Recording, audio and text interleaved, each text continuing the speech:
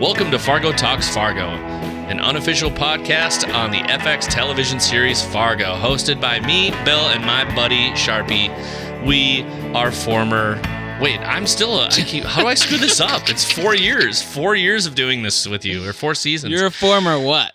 I'm a faker. I'm nothing. Here's the deal. I'm from Dilworth, Minnesota. That's what I feel like I need to tell everybody. I'm just kidding. I'm really from Fargo. Wait, what? No, I was born in St. Luke's. I've lived most of my life. I've only lived 4 years out of a Fargo zip code in my entire life. What was that when you were in Moorhead? I was in Moorhead across the river. I was at 56560 and 56562 over the course of 4 years. So your other zip code was 0.5 miles away. Not even, I guess, really. Whatever the distance of the width of the river is. Yes, you are correct. You are correct. Okay, buddy, let's do this. It's the full episode. I hope everybody enjoyed the hot dish. I know we didn't. We're just not in our groove yet. It takes a minute, but we're here to talk about season 4. I don't know. I'm in my groove. Well, last night, were we? I was. You weren't. Okay, I'm sorry. Yeah. So we're talking about the alternate economy. That's the name of the episode, and I mean, we both had by the time I got that up, we recorded at midnight, and I was dinging around. We had some things. I mean, it was 4:30 in the morning, so I got 3 hours of sleep, got up, did some work today, rewatched the episode, took meticulous notes that I can barely read because I can't type when I'm tired, but... So you're still the alternate economy.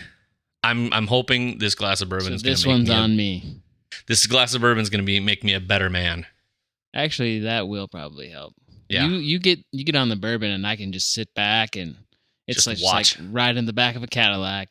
Oh, God dang. Bill will just handle everything. Mm-hmm. It'll be a smooth ride. It's just a conversation with yourself, really. Well, have you read into this alternate economy idea? Like, what do you think about it? Have you done the thinking about the show titles? Because show titles matter. Oh, you mean did I do my homework? No. Okay, how about I just tell you something then? How about alternative economies? Okay. In general, they're economies that operate outside of the usual norm of economy, and I just sit there and go, well, that's what this giant. We'll walk our way through parts of this here, right? But the scale of this is that we, over the course of this, meeting in front of Joplins, right? And well, actually, we're skipping over stuff, but I mean, we have a narrator through this one, which is great. Makes me feel like we got a little bit of the dude with us at times. I love a good narrator.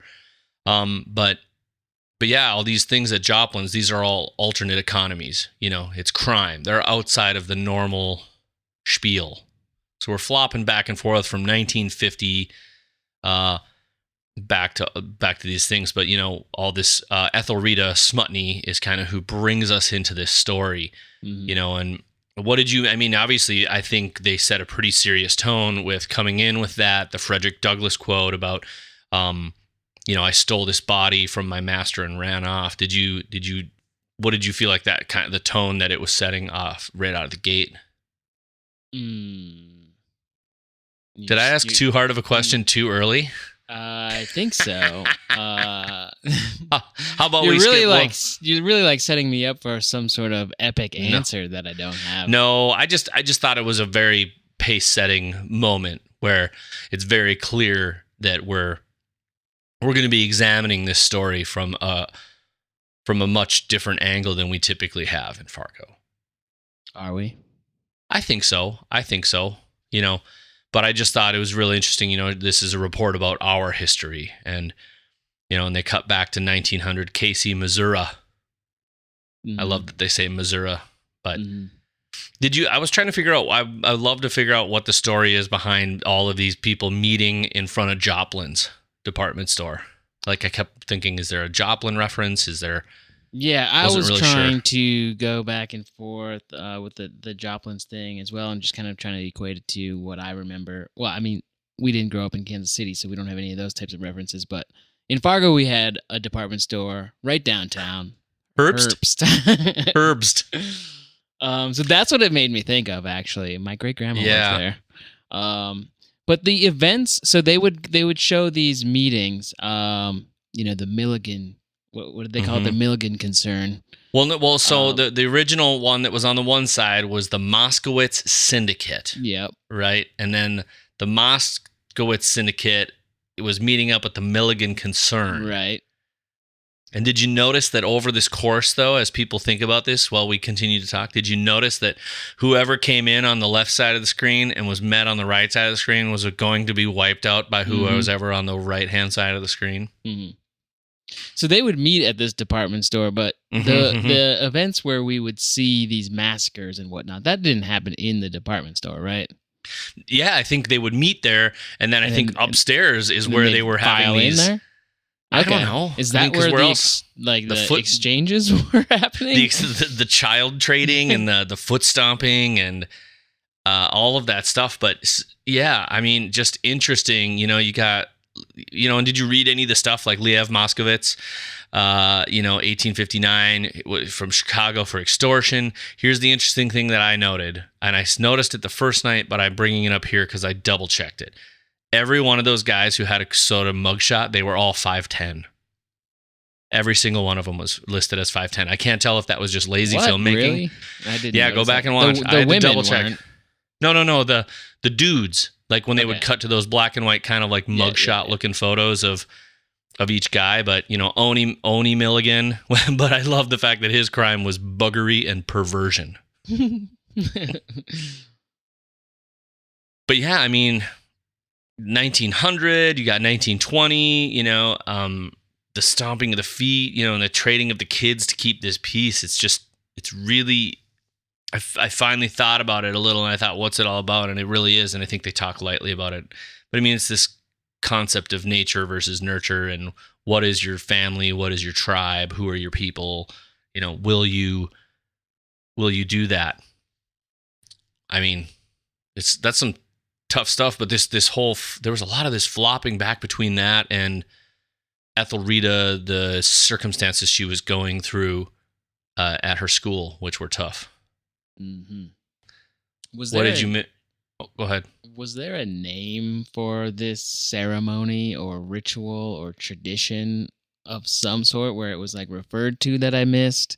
I never caught it. I wish I could. So if anyone knows, feel free to reach out to us. The best place to do that is either email us at podcast@fargotalksfargo.com or at fargotalksfargo on Twitter. But no, I wanted to know if there was like any historical value to this or if it's just... Well, can you tell us? Or is it a storytelling device? Personal experience? As an Irish kid, I was never traded. Oh, no. I mean, I had some Lutheran friends when I was younger. I guess that's good, right? It's good to not be traded? Yes. That means I was not part of a crime family, but, we were a mixed family, My father was not, his family was, Was your father ever like, I should have traded you. There was a Your Protestant brother was the family. good one. Yeah, totally.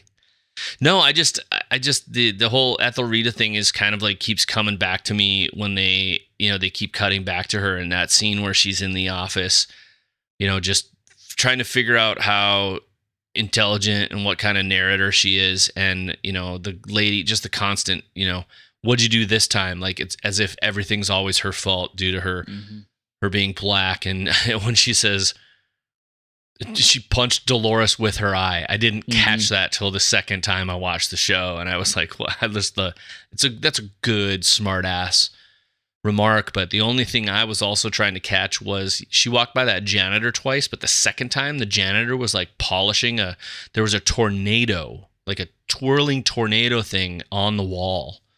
So mark that down. It was right before they went back to split screens. I'm marking that down. I didn't know at the time. But like what do you mean? Was it like the mascot of it was the like school or something? It was graffiti on the wall, and he was kind of cleaning it the second time. But it was big tornado, and I don't know if it was Joplin is a place south of Kansas City, Missouri, quite a ways, and there was a huge tornado that went there like in recent times in the aughts. But I don't think that's what they're referencing. But I don't know. I did a tornado. Yes. Do you have a tornado story? Not a really good one. No, it's not very exciting. I saw one. I mean, I also saw a UFO, but whatever. We don't have to cover that tonight. That was season 2.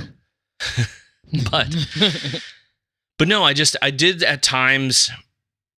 I can't tell if I was a fan of this flipping back and forth between Ethelrida and the gang situation. Like it took so long, in my opinion, to like connect them. It did take a long time. I watched it twice, and the first time, the second time I obviously knew what was going on, but the first time I was just like, okay, I had to like write stuff down the first time I'm watching it, just because I was like, oh, wait, what time are we in? Who's who? Is she speaking in in what era and what's going on? I didn't realize until it took you a while to realize that we were in the actual present at one point. Yes. Or what? Yeah, what is 1950 being present, right? For us, with our narrator. But yeah, that's it was a bit of a long exposition, but I know that there's oh shoot, which one? I think Raising Arizona starts that way. If we're going to talk Coen Brothers universe, we haven't brought that one up in a while. No, and that's my favorite balloon one. I'm not going to subject everyone to that, but feel free to watch Raising Arizona and find the balloon comment when he's in the gas station. But it was a really long exposition, but there are definitely some. Here's the deal. I'm trying to decide how much of this should we talk about versus let's get into the story. Like, what do you? Because I got some good notes here, I think, that are worth noting. Okay, let's just.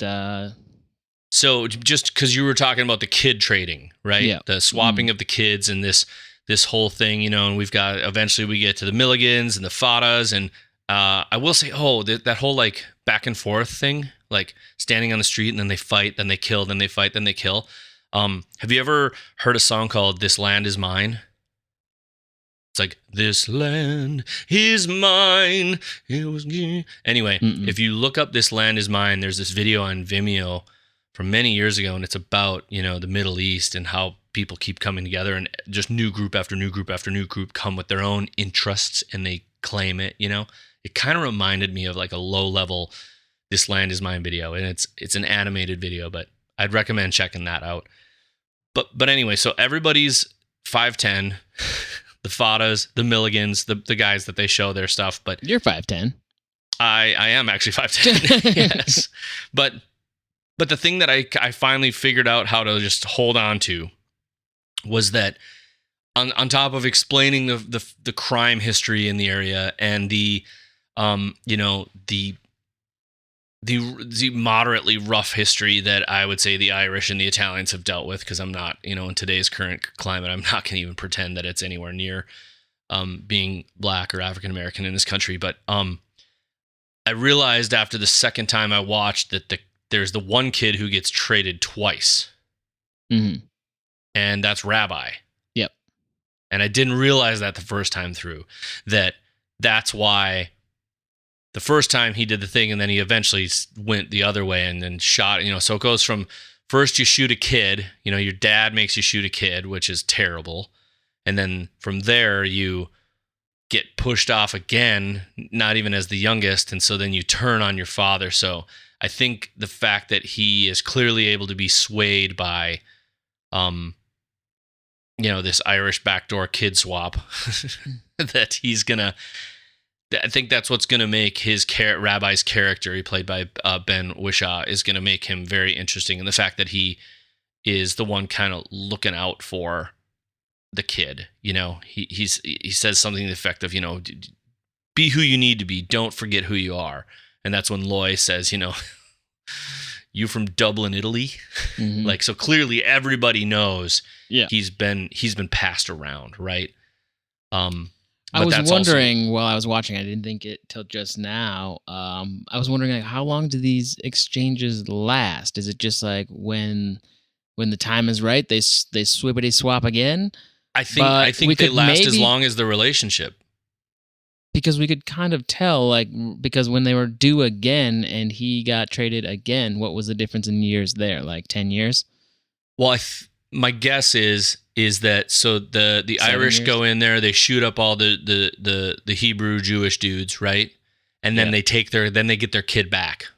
And then they hold power for a while, but next thing you know, and all of a sudden, all the Italians start showing up, and now, and they rise to a level of power. So now we got to come back to the Joplins table and have this whole spiel again. And I think that's where these kids are getting traded. So kids be getting traded. It's crazy, but I will say I can't remember the song that was playing on and off. But I love that every time we met in front of Joplins, that Jeff Russo and them, they changed up the swing or sort of that song, and it was a very similar song all the time. But then eventually, when it came to the cannons, it kind of got like a more modern and jazz feel when they were in front of Joplin. So props to the song, the stuff, and eventually we get to the actual opening of the show, which is where I feel like we should probably kick off from somewhere in there. Except right before that, right, is when we get the reveal that Ethelrida's parents know Loy, because that's that whole quiet back away from the situation, and we've tied that long exposition together with where the hell are we going, right? Right. At first, I thought Ethelrida's father, Thurman, is that his name? I think Thurman, so, yeah. I can look. Yeah, keep going. Yeah, Thurman Smutny. At first, I thought he was Rabbi. But then I was mistaken. You were mistaken. He's not. But I thought that was going to be cool. But I was a little bit of a confusing opening, I thought. Okay, speaking of music. Well, Do tell. I want to go into this song, Up and Down This Road I Go, when they're meeting in the park. You got Loy and Fada in the park. Sure. Can we back up 5 seconds before that? I was worried I was getting too deep in. No, you're right where I want to be. Okay. I actually have one note from before this to correct myself from last night. Okay. One, it was clearly they were eating peanuts. Was it? Was it clear? Yeah, I'm pretty clear the peanut, because if you watch, no one crushes oh, sure. All that you only crush a peanut. You never crush a pistachio. Anyway, so I'm pretty sure they're peanuts. But so this goes. This references the hot dish when we were talking about what were they eating? Yeah. What nut meat were they feeding upon? Because that's what we need to know. But here's what I'll say is we get a very clear scene when we hit this park that there's the people on the teeter-totters, right? There's the Canon Limited or whatever they're called, right? I got to look up what their syndicate's called. I think it's called Canon Limited. They're over in their own group, and then you've got the Fada people in their group. And then, interestingly enough, though, did you notice that Rabbi is sitting alone? And then they're talking, and there's the nuts, and then the nut meat. There was nothing special put in the bag. He was just eating off his nuts because. Well, he also did say, go for the nuts first, then the eyes, by the way. Also, just thought that was... No, he said balls, I think. Whatever, same diff to me. Anyway, yeah, you bring up and Down This Road, you were bringing up Ella Jenkins' song that came up after this. Yeah, well, since we're talking about nuts, I was curious about, why pistachios were red and when that went away. Oh, that's right. So I did some looking into it. And if I may go on to a slight tangent, it is not that interesting, but I'll clear it up. Pistachios were red. Take me there. Until about the 80s when the harvesting process changed. So pistachios were red because they would get these stains on them from the harvesting process, which, basically they would not get washed immediately, and they'd get these unsightly stains on them while they were being carried away, and they just looked gross. So in the 80s, the U.S. had a embargo on pistachios with Iran. So we started making, in America, our own pistachios, and through our mechanized process of harvesting pistachios, they were washed soon enough where they wouldn't get stained before they had to get shipped off. So they no longer needed to be stained red or dyed red. And that's why there's no more red pistachios. Of course, America has to change things. Yep. But now America is the second largest producer of pistachios in the world. Really? And around I do love me some pistachios. That's all. For those that were wondering. Well, you had brought up and down this road. Now that we've finished that, and then I was thinking, did you know that pistachios you can't like pack too many of them in like a shipping container or they like explode? What? Yeah, that's right. Because pistachios, even after they're harvested, consume oxygen and release carbon dioxide, which is basically what humans do, right? They're literally like burning calories just sitting there. And because they're so dry already and also fatty, that's like a perfect combination for something that's flammable. And when they're releasing heat, if there's a lot of them in one area, like packed into one area, they'll just like explode and burst into flames. So there's like very strict guidelines when shipping them like overseas and stuff, and you have to have like all. Are you building a pistachio bomb? Is this what you're trying? Is this a call? Is this a call for help? I just like pistachios, officer. They're super good, and I store them in all these pipes. So not good for so many reasons right now. But that is true. So then, of course, because we podcast about a TV show, you're like analyzing everything.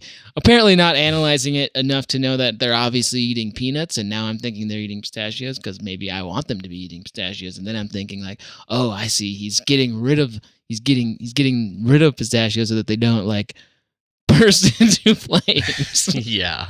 We were trying way too hard last night. He's thinning the herd. We were way too hard, dude. Okay. They're both poor crime families to a degree, and pistachios were probably out of their economic reach, even as criminals. Fair enough. So you're never going to tell me about Ella Jenkins, are you? Is this what you're trying to tell me? I don't really know anything about it, but I thought the song was good. It's really hard to find some good resources on this song. Yeah, I mean, I found. Well, yeah, she's for starters, Ella Jenkins is still alive. Lovely lady, 96 years old, but she's from St. Louis. She's from St. Louis, Missouri, and she's been famous for her singing on Smithsonian Folkways albums. She does all sorts of stuff with like multicultural children's songs and world music, and how it's and how it's been pulled together into that. I mean, there's so much more about her. But this isn't a show about her. But I mean, she is she received the Grammy Lifetime Achievement Award. Did she? When was that? But, I believe 2004. In 2004, really? Yes. That I think Melissa Etheridge covered or sampled that song in 2004 and redid it about 9/11. Well, it was called There You Have It. Tuesday Morning. Right? You want me between your pistachios and your Melissa Etheridge Wikipedia. She sang a song, I think it's called Tuesday Morning. It sampled that song. I think all I remember from the Ella Jenkins song was like skipping and dodging from a 44. I remember that. And then when it came on Fargo, I was like, where is that from? And then it's like, oh, it's a Melissa Etheridge song. Obviously not. She sampled it. But it was about like United Flight 93 or something. You are correct. Tuesday Morning is I'm trying to read very fast. But yes, the song from Melissa Etheridge about Mark Bingham, who was on Flight 93, etc. You know what? Google it, folks. We're going to get back to Fargo and not Charpie's Lilith Fair tour. Hey, this is what this show can be about, whatever we damn well please. It's tying back to Fargo. So you brought up 2004, not me. I know. Well, I just was mentioning that I just always love their song selections. They just always hit right for me. They hit real well. Yeah, there's a verse in that song that's about the riots of East St. Louis. Yeah. Do you think that maybe perhaps inspired the choice of that? I think so. I think there's going to be a lot of this undertone of looking at this through the lens of Ethelrida, but also pointing out that it's I don't remember where in the show it was said, but there was the commentary from her, or the part from her. She said, if we're all immigrants, then how do you become an American? Yeah, I thought that was amazing. And I thought that's, if we're going to tie this together, this comes, so they leave, right? They leave the playground, and Josto Fada is just fuming to his father about that, and his dad is the one, Donatella is his name, I think. He's like, you don't think people talk like us about this, Dago, WAP, and he starts, and I thought that was a very poignant piece there, just to say, like, we're just not that different. It's the way we're treated is the shittiest part about it, the way we treat each other. But I had to rewatch that whole kid cops and robbers scene, and I definitely rewatched it a few times because first I was like, okay, they're playing with cap guns and whatnot, and this is stressful. Except it's not a cap gun. The one kid actually has a pellet gun. Yeah, so that's why I had to rewatch it. I was like, wait, because I saw, you see the one cap gun, like the pistol, right? With the and the paper is like kind of flailing off it, right? His little paper caps. What were those called? I don't remember. Did you have a cap gun? Oh, absolutely. Except I would never take them out of the roll. We would just take the whole roll, and then one of us would plug one of our ears with a finger, and then and the other guy would put both his fingers in his ears, and then we would hit the whole thing with a hammer. What? And it was deafening, because it just goes, boo! Yeah. I couldn't do that. I couldn't afford to. There were like 50 caps in there. You'd waste all 50 caps. We hit a whole box one time. I treasured my caps. I was just a rich Irish kid, Charpie. Just kidding. But no, so. It was interesting. What did you make of that scene, though? Because I mean, it was just all this distraction, and you're looking at this thing expecting the other thing to happen, but the real thing is something completely different. Like the two suspect black guys by the bus stop, and everybody's got their finger on the trigger, and they get out of the car, and all he's doing is getting a cigarette, right? Well, definitely. It's also some social commentary, right? Because everybody's so. Like, everybody's on edge because of these two black guys crossing the street. And it's also Fargo because everybody gets shot and killed. Yeah, and these two white kids are playing with like literal guns in the yard, and nobody's like thinking about them. Did you notice? I just forgot the young boy's name. Loy's boy. Is it Satchel? Satchel. Yep. Satchel is in the car playing with two cars, and one's green and one's white, and then the cars in the scene are also green and white. Did you notice that? No. Fun little things. But I thought a lot about when that freak accident, and when I rewatched the second time, realizing for sure that it was not some thing, and I realized, wow, this is how bullshit reciprocal violence starts, right? Something, just total misunderstanding that didn't have to be, and eventually it turns into mowing down an innocent lady, and they don't even get the Dr. Harvard guy, and it's just the tragedy of all of this is like, and it's very Fargo, right? Because isn't that what happens in Fargo? The lady, running with the bag on her head, trips and, gets all fucked up, and bingo bango, now you're in a wood chipper. But case closed. And for I what? think it's, a little bit of money. What did you feel? I feel like there was a lot of statements being made in this episode, which I think is what has some people, they don't necessarily dislike the statements. There's just a lot. Like, there's a statement about healthcare, and you can't come here, Dr. Harvard guy. They want a certain class of people, and and of course the Josto's like, is it Josto or Josto? I think it's Josto. I gotta go. Like Jostins, like the yearbooks. The ring maker. Yeah, Josto. Josto. I think I'm not looking it up. You can look it up. No, it's okay. I'll take care of it. I'll fix it. I'll fix it. I'll fix that in post. I'll fix that in post. There's no post. There's no post-production. We can't afford post. No, but it was the I don't know. You like the whole, you go to one hospital and they won't serve you, right? And so you go winging your way to the other hospital, and then little Fada is what I kind of want to call him. He's so pissed about that. He tells that doctor, that he's going to come back to him. And then he goes to the other hospital. And as they're treating him, here's the deal. I turn on, when I rewatch the second time, I turn on closed captioning, and the guy's name is Dr. Sanjeet. Mm-hmm. And then he says, well, are you a real doctor? It's like he immediately, like within moments, like reverse discriminates against somebody else. And it's just like, oh God, it's all real. It's sad that it's all real. You got to turn on closed captioning just to make sure you get the names right, because the names are so interesting and unique. I will say that the captioning for me, whatever version I have that I purchased on iTunes, was way behind, or ahead. It was ahead, actually. So really? It was almost unusable. Especially when Orietta is talking, because she talks so fast and she's got such a quip that I was like, this is going to be amazing. I'm going to be able to catch everything she says, but the captions weren't in sync. So it was useless. That's weird, because I rewatched today I bought it on iTunes as real, so I could just not have to deal with streaming while we talk, if I needed to pull anything up.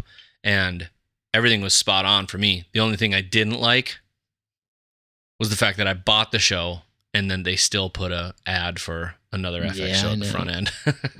But hey, FX, if you want to help us out, and that's cool though, don't worry about it. So tell me what you think of Orietta? Like, we met her earlier. She, very early on, we saw her with Ethelrida, and we find out basically that she's kind of a racist shitbag in a way, with a decent vocabulary. And she talks to Ethelrida about like, oh, well, geez, I didn't, look at you knowing all the facts and things. And then, but we finally come back to seeing her now in her normal environment at St. Bartholomew's. So what do you make of her? Well, she has this aura that she's like not of this world, like Lorne Malvo had. Because especially towards the end there, you'd see her body movements and they're almost as if they're sped up. Like she's some sort of like, she's not of this world. She's of some like dark other, upside down. Like Lorne Malvo, when we assumed he was just like this like formation of like all of these like devilish creatures.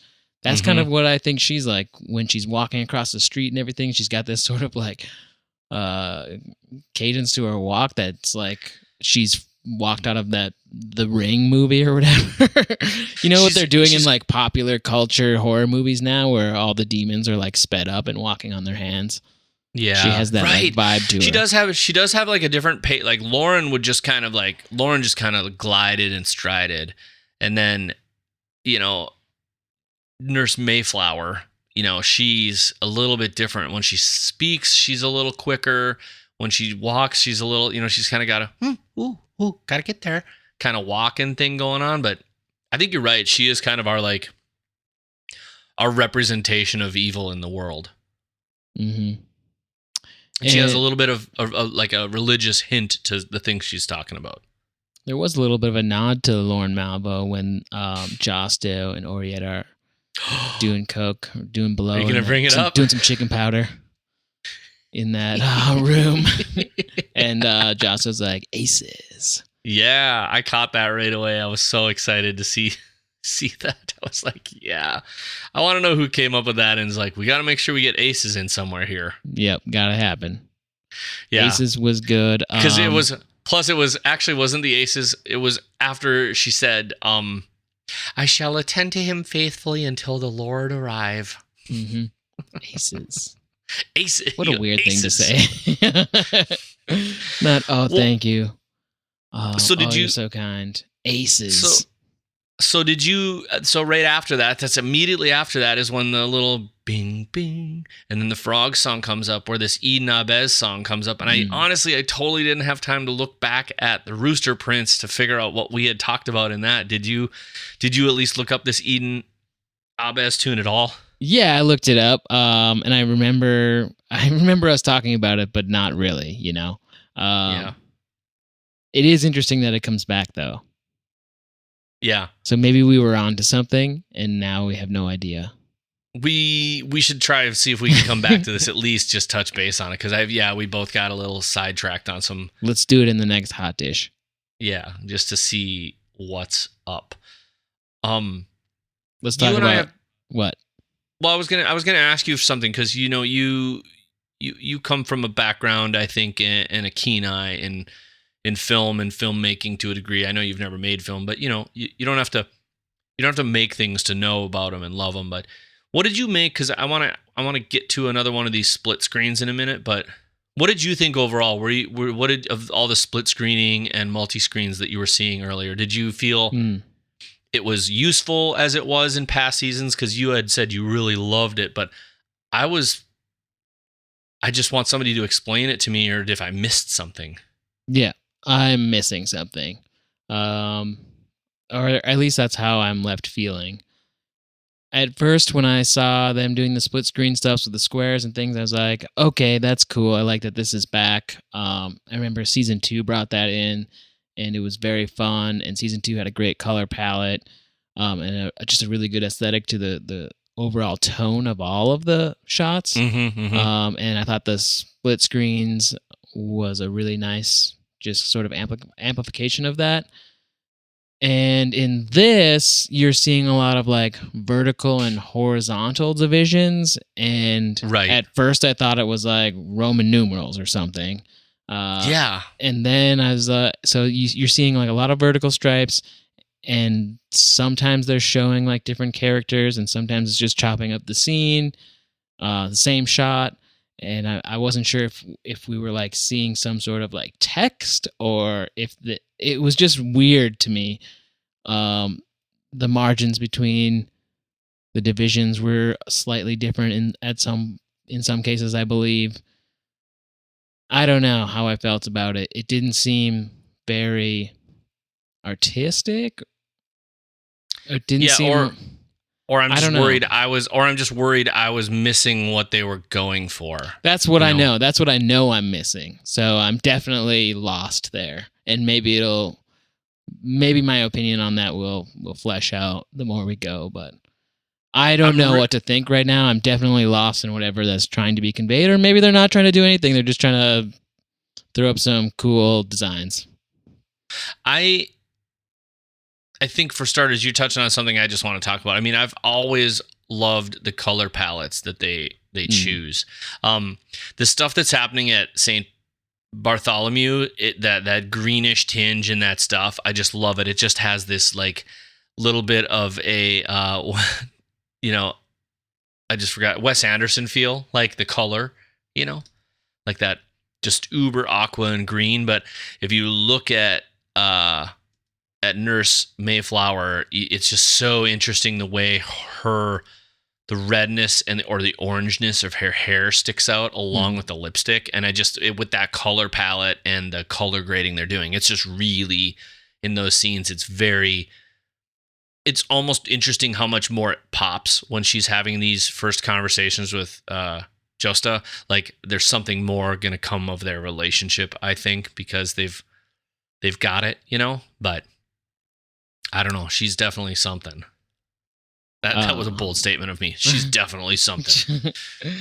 Did you notice how Jason Schwartzman was appeared to be on the verge of laughing multiple times throughout this episode? I didn't notice that. Particularly when who he was talking to would get really close to his face. And Orietta did get really close to Josto's face when they were in that room doing some chicken powder. And he was just sitting there, and he was like all sad, and she just leans into his face like super close, just awkwardly close. Because didn't she pat him on the cheek? Yeah, she put the drops in her eyes or something, and then I think she, because she didn't want him to worry. Yeah, and she wanted him to tell her about his sadness or whatever. Yeah, because he's worried about his father, you know. And she just gets right in there, not in like a comforting, loving way either, just like very awkwardly, just like right up in his face. And then it happened, and then so you can kind of see his face starting to break, I feel like. And then it happens again when he's talking to the new Italian guy that's visiting, but that's later. Well, that's his brother. That's his brother, yeah. Which is interesting that now you've got some. Well, there's a freaking fascist, basically, right? Mm. He's even talking. Yeah. Anyway. The other thing I was going to ask about, just what you thought, because of the color palette thing, but I mean, yeah, I just always love when a show sticks to a palette, and it can change throughout the show, but the key to, I think, not distracting from the storytelling is limiting the color palette to just like 3 colors, and that's what they do, and they did that in season 2 very well. They didn't do it as much in season 3, but it was still in some scenes, and they're definitely doing it now. And it's usually those like toned down, like green, red, cream, and then just like leave it to that. Right. I thought it was interesting earlier. There was some commentary of like Daniel and the lion, etc. And when they went to this triple screen cut, top, middle, bottom. It was the lower one. It was a puzzle, but I couldn't completely make it out. But I'm pretty sure the puzzle was a lion, or something of a lion. And I'm kind of curious what if anything may or may not come out of that. But when they're back at the house, and now we're finally kind of getting to know more of her parents and their family, but and she's like, in a weird way, I think they met because she's the kind of the antithesis of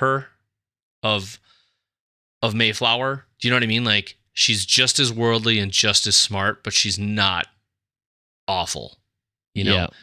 She's just enough to do whatever. But talking about color for a minute. So I've been talking about that there was green and white cars. And have you also noticed that, Loy has a blue jacket. He arrives in blue cars. So I do love it when they pick a palette for people, and it's just, it makes a difference. It's the same reason you feel the same way when you hear that Darth Vader, march. But what I was going to say is, so they hit this triple screen after this kind of like, Ethelrida gets the law laid down on her about like, stay out of our business. Parents need to have some things doing it, but she's, clearly got a little soft ear with her dad, as we'll know later. But eventually when Loy goes home, his wife is knitting, and there is a green ball of yarn and a white ball of yarn on the table there too.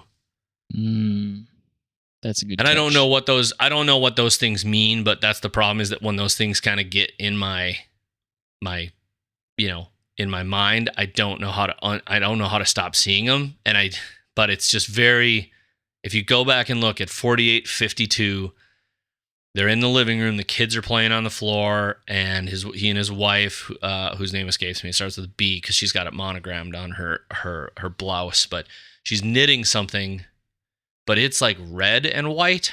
But the yarn on the table is green and white, which is the same as the stuff. So I'm trying to figure out if the show is setting up a color palette for all of this. Like, in the stop sign sequence, when the pellet gun sequence, most of the Italian guys are in the white car in the front, and then the Rabbi / Irish guy is in this green car. And I'm starting to wonder if there's going to be this paletization of like all of their colors, so that you can either watch them transition or change or fade. So I would keep an eye out for that if all of a sudden you realize that, Rabbi's character starts showing up in blue, it might, I don't know, I'm guessing here. Yeah, I think those are great observations. I think that is likely to come to fruition because we're in our 4th season now, and we've seen that exact thing happen in the other seasons. We've seen transitions of color as characters change. We've seen characters stay within a certain palette that are good or evil or things like that. So we know that they're doing that, and it doesn't happen to be coincidence, most likely. I don't think so. I mean, there's just too much care in these programs and any of these types of dramas. There's just too much care. I mean, just look at there's a whole color palette for the shift of like characters, and I've probably mentioned this. I just don't remember what I said because we haven't recorded for 3 years. but I mean, I'm sure we've talked about Breaking Bad and the transition of Walt's colors through that show, and how certain characters were always, Marie was always wearing purple. Everything was purple around Marie's life, and other characters like Jesse Pinkman, theirs changed, but it's there for a reason. These are these statements and these things that you can look to that you would find in the text of books when you would read them, and were meant to like hopefully pick up on them. If you don't, that's no big deal. I mean, I know some people who are like, how did you guys figure that out? And I'm like, I don't watch every TV show this way. You know what I mean? Like, I don't watch a show and then rewatch it, but yeah, I don't know. And somewhere after that, and that's the other thing they were talking about, Satchel. So we're in that living room scene, and it's nice to see, Loy's still a family man, as all of them seem to be to some degree. And, he said that the thing that I realized is that they were talking about Satchel being skinny, Mm-hmm. And he said, well, when will he be back? And he said, as soon as I see it in their throats, is what I'm pretty sure he said. Did you catch that? I remember him saying something along those lines, but I guess I didn't think too much. I'm curious what that means. I'm curious if he means he's like literally like slit their throats kind of comments or what. But what did you think of Donatella and Orietta's scene with Mr. Sleepy Duminy? Duminy, yeah, something like that. That's a hard nap, dude. That's when that is when you kind of get this sense that she truly is not of this world, because her sheer competence in killing this man right in front of his henchman, his bodyguard, knowing full well that he's not going to do anything about it. She knows what she's doing. Does it hurt this earthly realm? Yeah. But did you think there was an interesting, like, I need to back up a second, okay, because we're talking about this scene, because I want to hear a little bit more about what you think about this, because you're picking up the intention in the room. I was too, that she's a little spiritual and beyond, it's like sleep, and you go, and she's like, you will not wake these are not the droids you're looking for. But like earlier when they're doing the chicken powder, and Josto's like, I worry about him, will you take care of him? And I'm like, ooh, that's a double meaning phrase especially in the gangster mob world. Yeah, maybe she really just was doing what he wanted.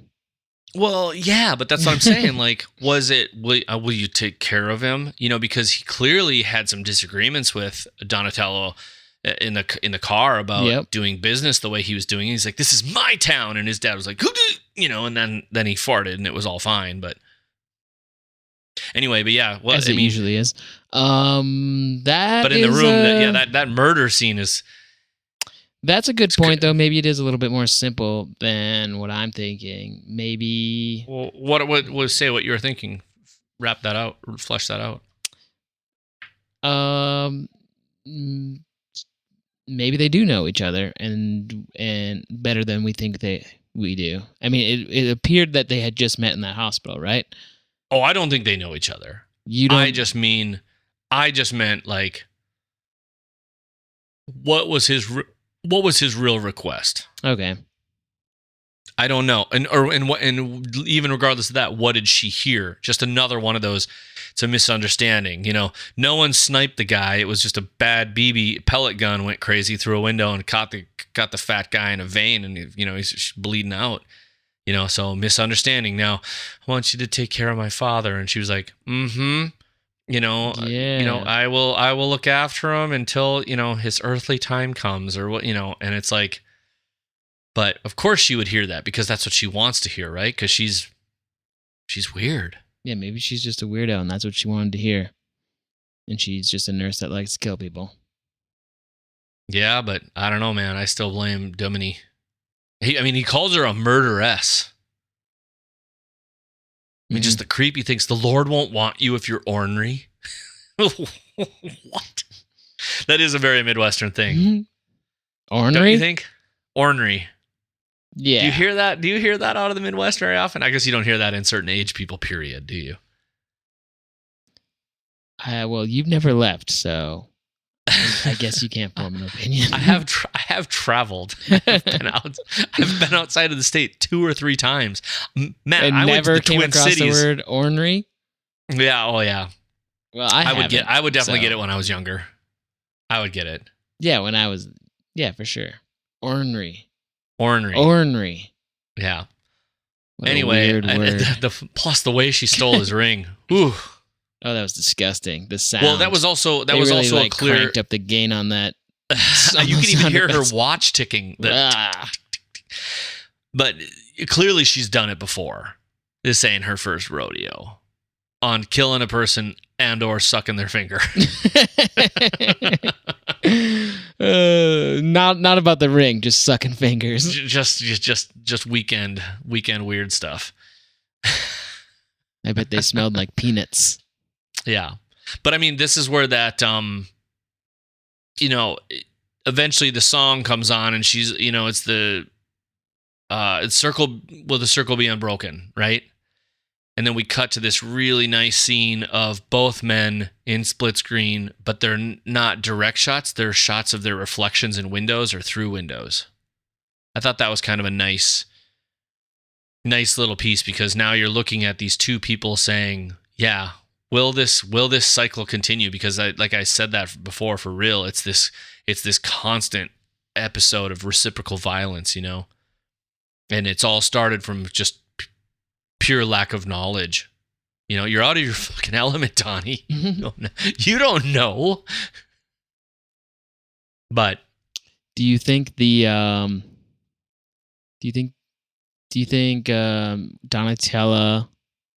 Fado is Franz Duke Ferdinand? Wait, what? The arch. What was his name? You just went like deep history on me here. Okay, so the beginning of World War One. Okay. Do you think well, he's an Italian. They ain't even friends. No, but like his whole death was kind of an accident. It was just like really opportunistic. Oh, okay. I'm so sorry. Oh God, thank you. Sorry. And you're trying to suggest that their characters were friends in real life, and I'm like, no, dude, that was like World War. Oh God, I was like, that's the wrong war. Yeah, you're saying like, yeah, wars get started over like. Yeah, so here he is in the back of his, chariot thing, and some kids are screwing around outside. Stray BB through the window. Now we're at war. Still pretty sure somebody tried to shoot for Ferdinand. Well, it was definitely he definitely had some enemies, and there was definitely an assassination plan. But then what was the story? They found out about it, or something happened, and they had to reroute the carriage, and then there just happened to be one of the assassins on the other on that other route, like eating a sandwich at a cafe, hey. And he's like, "Oh, there he is." I gotta kill that guy. Oh, we're terribly laughing at this. Okay, because here's the deal. So the circle goes on, will be unbroken. Ethelrida's out on her porch swing, and I do like that we've consistently seen that. A, interesting, they live across the street from each other. Yeah. And B, that we've seen Ethelrida get off the secondary bus door because she has to sit in the back, and Orietta doesn't, and she gets off, but. It's really weird how she just is like mumbling to herself. Did you see? She's just, I told him. Yeah, how about that figure in the street when that dolly shot? Okay, that's what I wanted to talk about. Did you notice that the first time or the second time? I did see it the first time. What? And you didn't bring it up last night at all? I can't give up all the stuff in the hot dish. Son of a bitch. There's not enough time. I didn't see it. The first time. I was so busy thinking about, wow, they live across the street from each other? Mm-hmm. What do you think about that? What would do it? Is there anything Do you have it pulled up?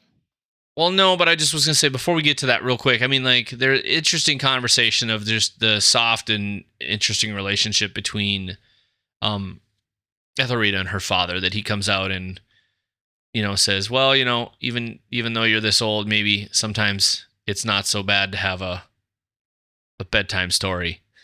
And I'm like, I don't mean in a creepy way. I just mean like it's interesting the level that he wants to calm her or soothe her or care, but yeah, I don't know, man. That figure in the street, that scene starts about 58 minutes, 44 seconds in. By the way, the King of Tears mortuary, just great. Do you think that's just because of the universe we're in with the supermarket king? Yeah, I don't know. Yes, I do think that's that. And I have also noticed that there's a lot going on that we notice bus stop signs. But this person is in the street, and what I don't understand is that, it's like a white or cream or yellow colored car. And I don't know, this person is just clearly standing in the middle of the road. Almost the smack dab middle if you pause at 58, 53, and it's just kind of ominous. Never moves, never... I'm just like, shit, did we just see Slender Man? I know, it does look like that. So, I know what I was going to... The reason I was bringing up the father was just because I thought it very interesting. He brought up a bedtime story. He talks about the money trouble, but he says Wizard of Oz. And I mean, the Wizard of Oz, just this whole story of somewhere there's someone pulling this, Yeah. I think we should pay attention to that concept. Wizard of Oz? Yeah, just because I don't think... I'm sorry, they just don't write things in this type of story in Fargo. They just don't write things that are just throwaway phrases. It's just not a thing. So, you just sent me a black screenshot. What do you want me to do with that? I did that by accident. I actually took a screenshot of the figure in the street, but... can't. Because of the... security, copyright stuff. Hey, FYI, you also can't. I tested it. You can't screenshot live or streamed Hulu shit either. Here we are. We're just trying to educate ourselves. We're not trying to make a buck. I paid for it. We don't even have any sponsors. God, we're just doing this out of the love of our heart. What? But we don't have sponsors? No. What? Tonight I'm sponsored. We're not getting paid for this? No, I'm being sponsored by Old Forester tonight. I'm being sponsored by 1910 Old Forester's 1910 Old Fine Whiskey. Oh, nice. Limoncello LaCroix for me. Limoncello LaCroix. Have you had that one? No, I don't find the bubble factor in LaCroix to be enough for me. You want harder, I need bubbles. fizzy. I need fizzy. I need it to hurt a little bit when I drink it. Yeah, I agree. I like a little bit of a harder bubble, so then what do you go for? I have a soda stream and I overcarbonate everything, so it burns me. That's what I do. Burns me. Burns. I'm out of gas right now, and I can't, you can't ship that stuff, so at least last time I checked, and I'm not going to Target anytime soon, so. Yeah. Well, so we pan across the street to find, Orietta creepily staring out her window, because she's clearly... She's threatened in a weird way by Ethelrida, isn't she? Absolutely. She knows other languages. She does these things. She's, just the way she pulled her glove off her hand, in my study of the human creature. I mean, she's just, the way she says it, it's like she's not one. You know what I mean? Like you were talking Exactly. About. She's going to make her little project. Right. Or am I too far now? No, I mean, I still am glad that I only briefly watched part of episode 2. And so I guess everybody, so for those of you who watched all the way through, it's just too much. Charpie and I just decided we're going to watch episode 2 and we're going to record that in 2 days. So that should be out, a hot dish should be out, what did I say, Thursday night? And the full episode be out sometime Friday, Saturday, over the weekend for y'all to listen to. But as we're heading into that, just so we know, if you're a little ahead of us, that's okay. Don't worry about it. We hope you're enjoying the breakdown as it is, or maybe you've had to pause or whatever. And you know what? Some people, we get downloads all the time. We're still getting people downloading season 1. But if we're missing things, for real, send us a note. We I would say, send it to podcast@fargotalksfargo.com or send us a note on Twitter. I will say we do have a Facebook page, but that actually might go away because we might just be dropping off the Facebook market for our own reasons. So, but until it's gone, feel free to comment there if you like. I don't know when that may or may not happen, but yeah, Mayflower just up in that window talking to herself like a crazy lady on the 3rd floor. Didn't you notice her lips were like moving? Yeah, were you trying to see what she was saying? I turned on closed captioning. There wasn't anything. No, they won't do the closed caption if you're not supposed to know. No, jerks.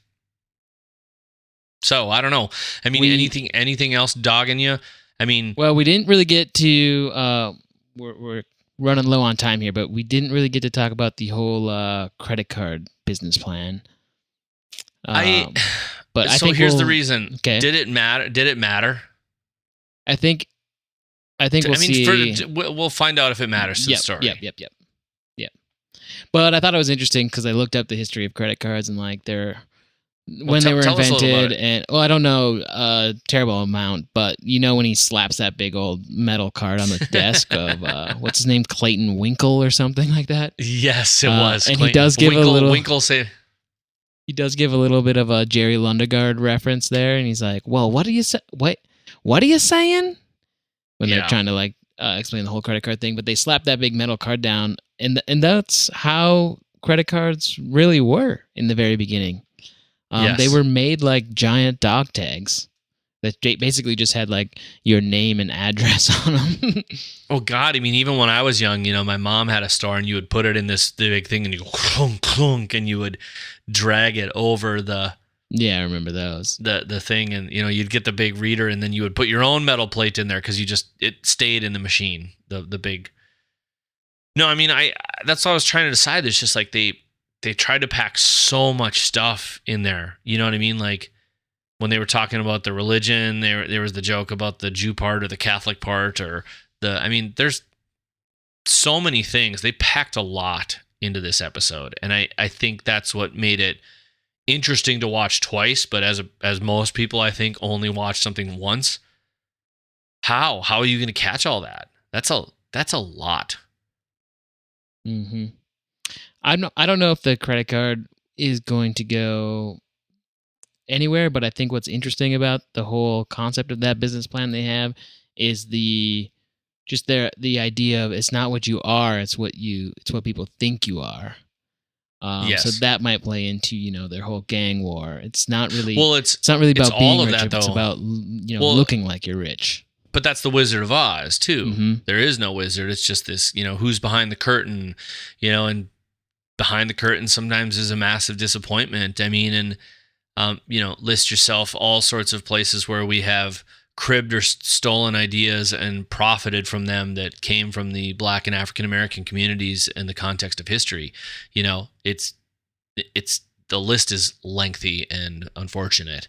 But I mean, that's where I just looked at it as a, trailblazing people that, and the guy's like, nah, and I was just like, I sit there and go like, keep wondering, is there going to be an episode later where there's a new Winkle savings and loan credit card? But I don't know if they're going to dive into that. I think they're just, like I said, this is a big heaping spoonful of stuff. And I think it's set up, basically, think about it. It's set up 50 years of context of this Kansas City, Missouri crime thing. It's set up 50 years of racial and ethnic issues between Jewish people, Italians, Irish people, and black people, and it's just, and somewhere in there, all of them are sort of currently being painted as people in the alternative economy, and they're in that place because they're not part of the, the wink and nod, other side of this thing. Do you know what I mean? I mean, maybe that's the whole point, is that this whole episode is just trying to set up the economy for us so that we understand. And what we know towards the end of this, right, is that Ethelrida's folks are in cahoots because they need some money from Cannon, right? because they're in some tough times. That's what he says. That's what Thurman says. Yes. And the mother doesn't say anything because it's none of your business. Mm-hmm. So I don't know. Where do you think this goes? We usually do like a who dead and whatever. Oh, here's the only other thing I was about to say. This is the other part that's got me a little stumped, but I am excited to see what comes. There's a lot of fucking characters. Yeah. Even that one scene between the Fadas and the cannons, it's just like the amount of names that were like, hovering over their chests. So I was just like, it was great, but I'm just like, shit, do I have to know all of these people? Yeah, I'm so glad they did that though, because I think they realized they had a lot of characters, and every one of these characters does have a little bit already, and I think they had to do that. I really think they were like, we've gotta I think that was a design move, We have to put a name tag on everybody right away and at least give them some sort of aid, visual aid right off the beginning to attach the names to the person so that when it's coming up in dialogue and stuff, they at least have an opportunity to make that relation. Yeah. I mean, I just can't even keep most of it straight. I mean, I know there's Lemuel because he, had the scene early on where his name came up because you asked if it was Samuel. Mm-hmm. There was a guy whose name was Banjo, right? There was, and then there's Dr. Governor. There's Dr. Governor. Dr. Senator. And Dr. Senator. Dr. Governor. Jesus. Dr. Governor. Ugh. Can't tell you. Here's my solemn current wish though, is that please do not knock him off too early in the season. He'll have a good ride. I hope so. I like him so much. Like I'm just enjoying seeing him on a show again, and it's really great. Hey, did you ever watch the show Rescue 911?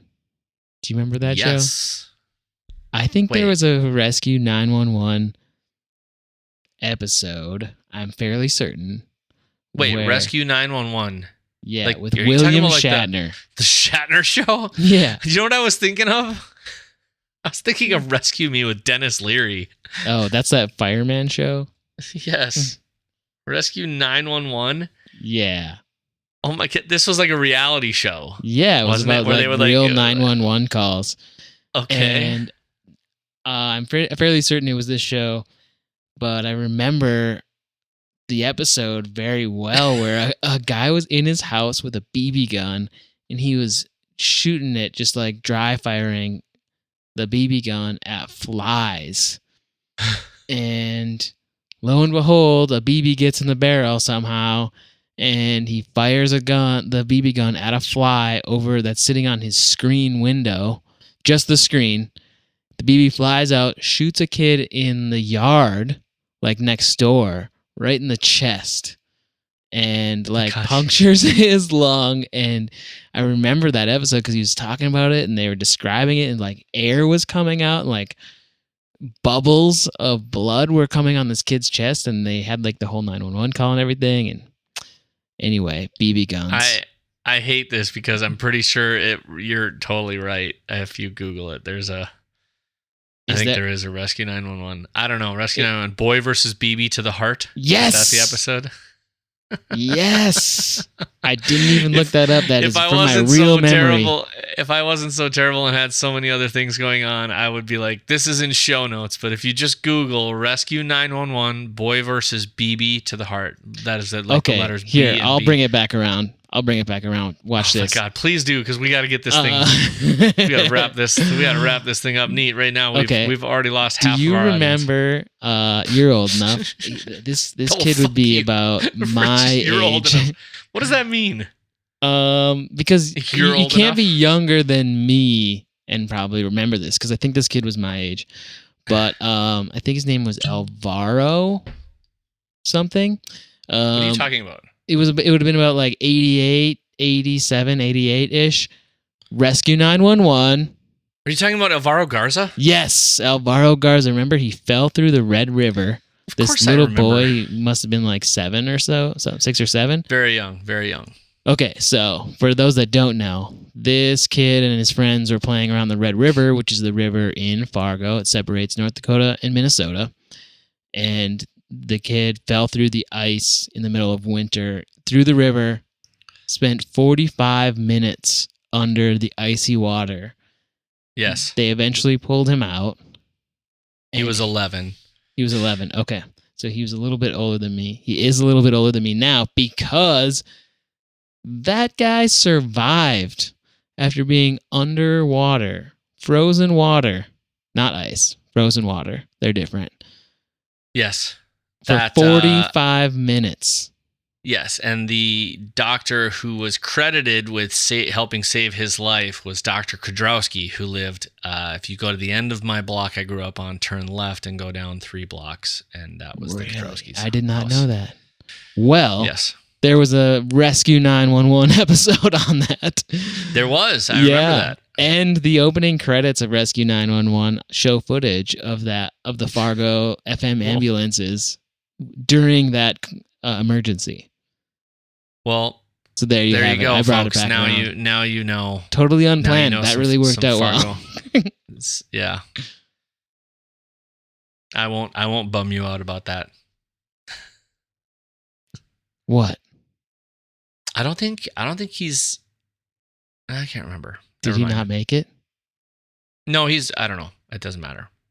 No, yeah, that was a big story. It was massive. I mean, I think his core body temperature was down to like the high 70s. Like, yeah. But that was the whole thing where there was a study about that, the dive effect. But we're on the wrong channel here. This is Fargo Talks Fargo, not Charpie and Bill talk nerd stuff.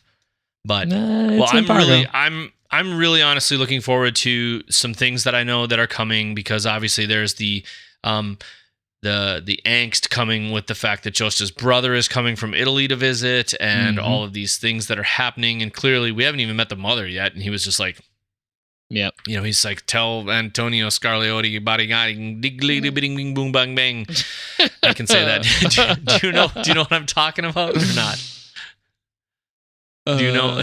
Oh, you probably don't even. I can't do it very well. Don Rickles. Do you remember one? Oh yeah, when yeah, but Don Rickles always would do a terrible Italian, like and he would always do it when he's on Carson. Oh. Anyway, go watch any good old Johnny Carson link with Don Rickles, Mr. Warmth, Don Rickles. Yeah, but I know I'm looking forward to watching this next one and getting into a regular length episode where we're hopefully not like. I just can't take that much stuff. I don't mean it in a bad way. I mean it in a just, man, it's a busy week, and for you and I to record 2 of these in 1 week, there's going to be a lot of stuff without a doubt. So hey, everybody, reach out to us, find us on the online, and if you're just joining us, thanks so much for coming along with the ride. We get a little as we creep into this, for after a 3-year hiatus. I'm sure I'm sorry if we feel a little rusty. But we're super happy to be back. We're happy to have you guys with us. So, Charpie? It has been great, Bill. Likewise, man. Keep it real. Hit us up on Twitter.